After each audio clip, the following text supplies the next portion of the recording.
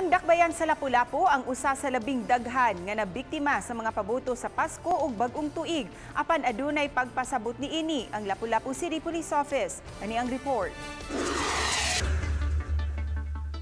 Sa record sa Lapu-Lapu City Police Office, 7 ang nabiktima sa pabuto sa ilang syudad sa pagsugat sa bagong tuig.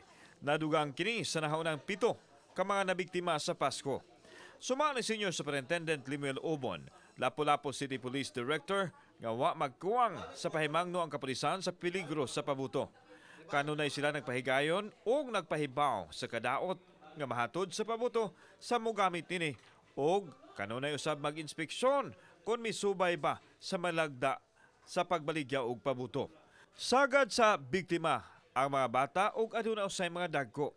These injuries kanang sa kagahe lang gyud sa ulo sa ato ang mga kababayan because we have strictly is enforced talaga ang kadtong kuan ang mga nag-display, mga nagpabuto sa dili designated.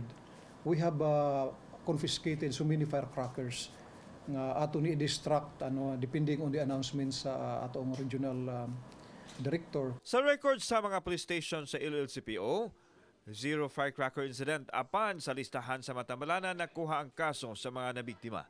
Agad ta magkuwang yan na we went to the barangay level to the ang mga barangay officials pod appeal sila sa pag-disseminate ana.